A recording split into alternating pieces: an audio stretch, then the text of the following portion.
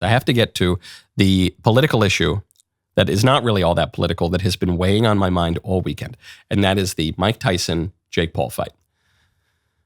I'm not the biggest boxing fan. I like boxing, but I don't watch every big fight. I had to watch this fight. Everyone tuned in. This was a massive, tens of millions of people watching. What was it, like 60 million viewers or something like that watching this fight? Mike Tyson, 58 years old. Jake Paul, 27 years old. Before I get into it, I have to ask, for those of you who watched, which is probably many, if not most of you in the audience, do you think the fight was fixed? I bet most people are going to say yes. But then I'm going to ask a question that's going to be more controversial. How was it fixed? I walked in today. I saw Mr. Davies and Professor Jacob. I said, all right, Tyson-Paul fight, was it fixed? Both said yes, obviously, absolutely.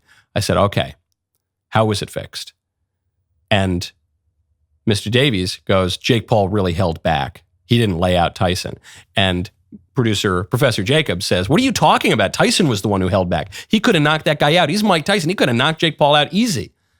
And then they start arguing. They're like, are you kidding me? Are you crazy? So what was the outcome of the fight? For those who didn't watch, it was a decision, it was a unanimous decision that Jake Paul won, but nobody got knocked out. There wasn't all that much that happened during the fight.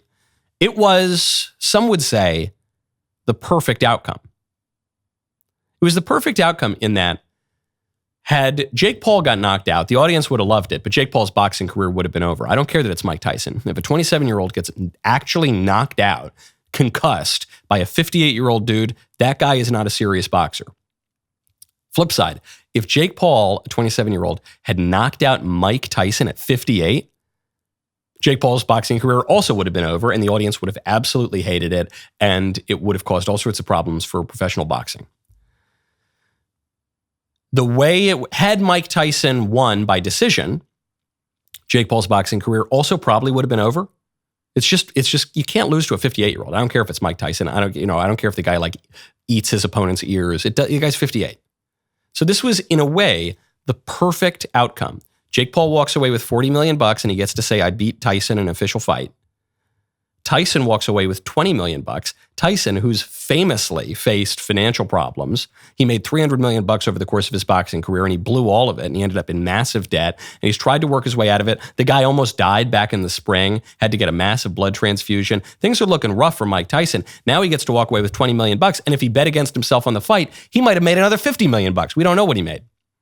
In a way, it's all kind of perfect. And Tyson tweeted out after this. He said, sometimes you lose, but you really win.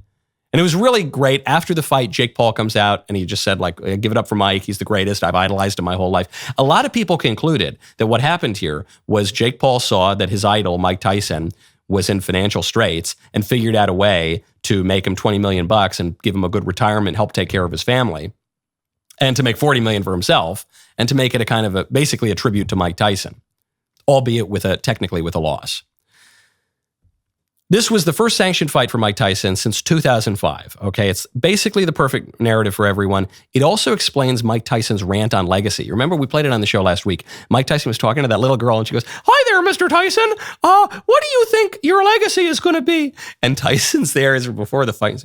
What you talk about legacy? Well, who cares about what legacy is? Legacy is just a word that people made up for your ego. I don't care about legacy. Your legacy, you die. You die, and then people talk about your legacy after you're dead. Who cares? And he starts using naughty language and everything. And I thought, this is great. This is really a funny bit. Go to goodranchers.com, use code Knowles. Thanksgiving, it's one of my favorite holidays. But let me tell you, I hate fighting through crowded grocery stores filled with mystery meat from who knows where, probably processed with all sorts of chemicals. That's why I trust Good Ranchers. You should too. Good Ranchers delivers 100% American meat right to your door. No antibiotics, no hormones, definitely no seed oils, just pure steakhouse quality cuts from American farmers who share your values. The quality is absolutely off the chain. The other night, Elisa made some soup. It was like a beef kind of stock with meatballs, whatever. And I was eating. I said, this is especially good. She does meatball soups a lot. I said, this is especially good right now. What is it? What's the deal? And she said, oh, well, I used the beef patties from Good Ranchers. I had run out of meatball beef, so I just used the beef patties. And the difference was so noticeable, you could notice it in soup. Okay, that's how good this beef is. Go to goodranchers.com, use code Knowles, Knowles, to claim your free Thanksgiving ham. Do not wait. Just like the supply of conservative voters in California, these hams won't last forever. Goodranchers.com, American meat delivered because he was obviously thinking, all right, I'm going to lose to Jake Paul. I don't know if it was fixed in the sense that I don't know if they agreed Tyson was not going to do that uppercut or whatever. I don't know if it was fixed. I don't know in which way it was fixed. In a way, though, it was sort of fixed by nature. A 58-year-old versus a 27-year-old, it's just going to be a different kind of fight. It was just kind of fake. It all felt kind of fake. And it was enjoyable, and I'm glad Mike Tyson gets $20 million. And I watched. I don't mind watching that. I watched it. But this does have another political tie-in, which is this is why the UFC is so big right now.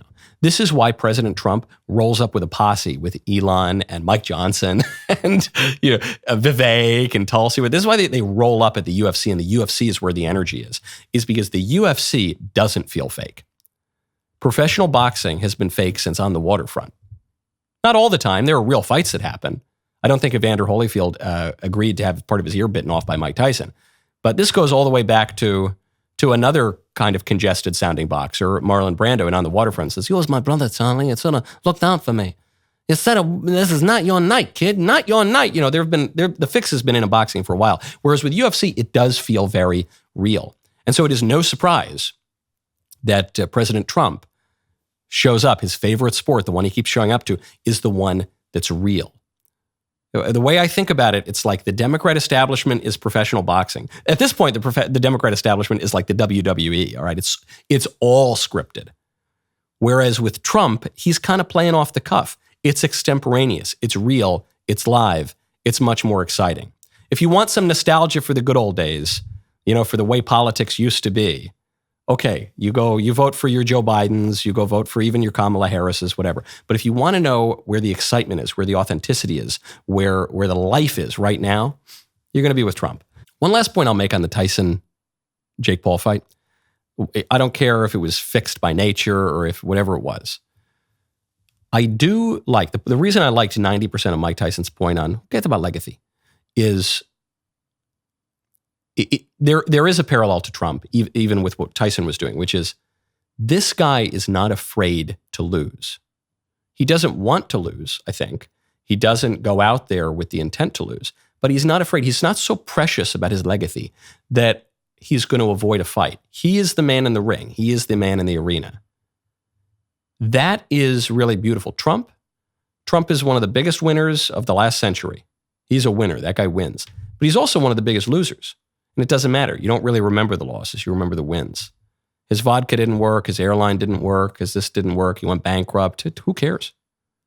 He was not able to be president after 2020.